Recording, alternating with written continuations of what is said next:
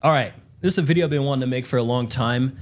I know there's a lot of talk online about the best anime transformation ever, and I kind of want to talk about why I think Super Saiyan transformation is the best. Now, before you give me some fucking hate, give me a second. Let me talk about it. Just give me a second before you start hating. Give me a moment. So let me kind of put you in this perspective here. You know, I was born in 1989. I'm a 35-year-old man. You know, and when I was a kid, you know, all what there was to do for fun is to go out and play with your friends, go out and hang out, which is not what kids do these days. We'd run around town and then not come back till it was dark, you know, and things like that were okay. Nowadays, it's mostly you stay inside and you can stream anything you want. Internet's widely available, online gaming. You know, none of this shit was around when I was a kid. And the internet wasn't, like I said, internet wasn't a thing. It was mostly you go outside and you play. And then Saturdays come around, and then that's when all the good cartoons come on. So when I was a kid, when on Saturdays, you know, I can't remember how we even stumbled upon Dragon Ball Z. There wasn't many channels back in the day either. It wasn't satellite TV. I can't remember how many channels were in back then. So I guess it was easier to find this kind of stuff. And eventually found it, Dragon Ball Z, and the way it went is it wasn't on a major network. It was just on a random ass channel. And we had to wait for this shitty Oliver Twist cartoon to go off. And I don't even remember if we knew what time it was. We just knew it was coming on. And so you either tune in and it's during the fight or during the show or during the stupid Oliver Twist fucking show. And I'll put the footage of that cartoon here just in a little bit.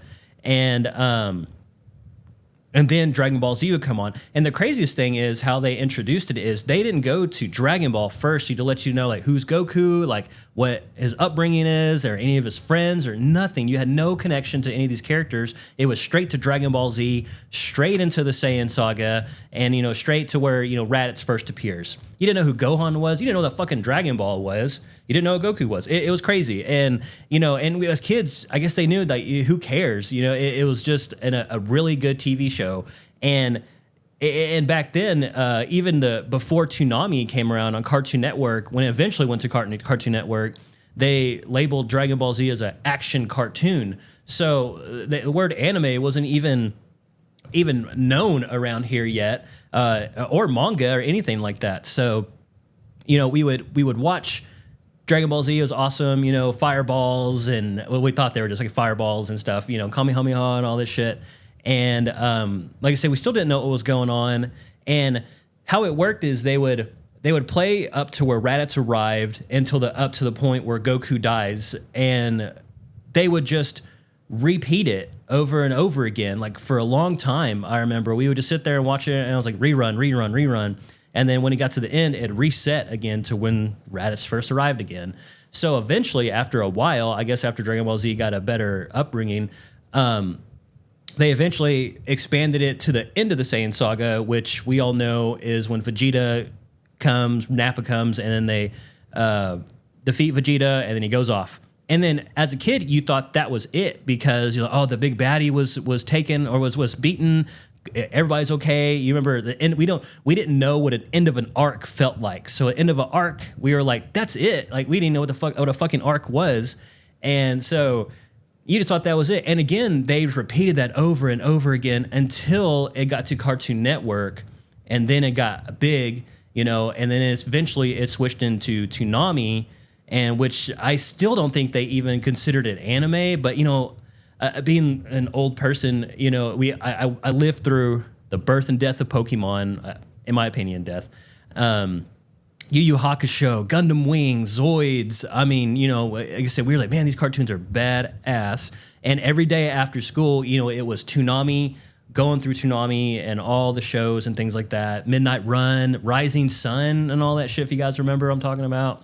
And Dragon Ball Z, and now it went a little faster, but it was slow going. And even when it got to the Namek or Frieza saga, it was still slow. They would show some stuff, and then it would just end and then start all over again. And then it seemed like it went like that for so long.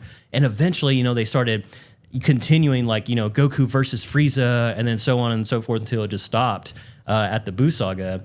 And it was just, I guess, to kind of get what I'm talking about here, it's you just didn't know what was next. There was no, like I said, there was no internet. If there was any internet, it was a luxury. You know, it wasn't widely available like it is now. You know, there wasn't crazy forums that you knew of. They didn't mangas. We didn't know. I didn't know what the fuck a manga was. I don't even know when the first manga even came to America. And when they started selling it, I didn't know what a Shonen Jump was. I didn't know anything. So when amazing things would happen on Dragon Ball Z, you would just have to wait for a week or two, depending on the holiday, what was going to happen next. So it was you know, it was wild. It was great when there was no spoilers. And just to be clear, you know, I'm not a big One Piece fan. I've seen some of it. The English dub, I think, killed it for me as a kid. And I never got to it. But, you know, I watched Bleach and Naruto all the way through, all that kind of shit. And what I'm getting at is Gear 5, I think is it Gear 5 Luffy that everyone loves, you know, and I don't know anything about it. You know, of course, it's lame to me because I haven't watched Luffy from beginning to Gear 1 to Gear 5, which is probably really exciting, and I totally understand it. It's just Gear 5 Luffy was spoiled, you know, way before it was animated, and Super Saiyan wasn't, so you didn't know it was coming. And I hate that's how a lot of the younger people get to see these things, because it's exciting, yeah, but just imagine that you had no idea Gear 5 was even a thought, and then all of a sudden Luffy transforms into Gear 5 Luffy. And you're just like, holy shit, I've never seen this transformation. I don't know what to expect, like what's going to happen. And I think that ruins so much for younger kids is on animes like this, because everything's just spoiled immediately. And it's memed and spoiled and everything, just even before you even have a thought of what can happen next. So again, imagine that you're sitting there and then, you know, Toonami is going around, you haven't seen anything for a while, and then you get this. Toonami had amazing bumps, by the way. If you guys don't know what the Toonami bumps are, YouTube it, watch them all, because they're amazing and they're really well edited. The announcer guy is amazing. Rest in peace. I think actually that guy had passed away. But let's watch one of these bumps. Imagine, like, so you're a kid, you no spoilers, no nothing, and then all of a sudden this bump comes on, and you're like, holy shit! Like, I cannot. Holy shit! Like, here it comes, like a new season of Dragon Ball Z. So let's watch it together real quick. The time has come. That announcer. I know, Bubbles, yes, I can feel it too. The music. Dragon Ball. Bring it on.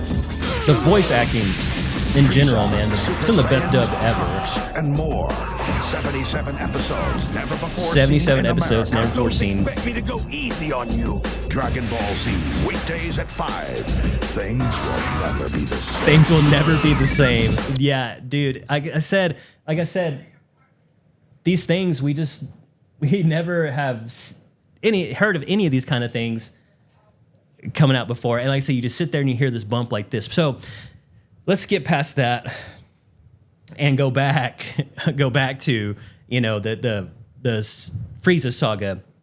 Goku had just used a spirit bomb, which has always been his ace in the hole, as a lot of us know. And you're like, it's over, you know, okay, great, you beat the bad guy.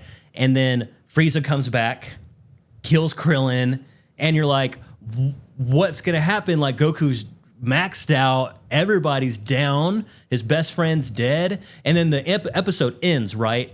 And you got to understand also as well, when an episode ended on TV, on cable, that they would show scenes from the next episode, right? Blah, blah, blah. But when something big was going to happen, they would just skip right to they would show the title of the next episode. And if I remember right, the next title that it showed, it just went straight to the title. It goes, for the next episode, it was Transformed at Last, I think it was called.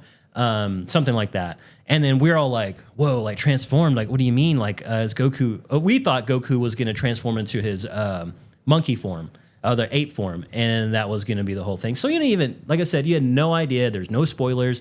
Just imagine Gear 5 Luffy, and like you just didn't know. You didn't know it was coming, and it just blows you away. So I want you to try to be in that perspective of like you come home from school, you know, and we would go to my aunt's house and my cousin's house, and we'd me and my cousin and my brother would sit there and watch it.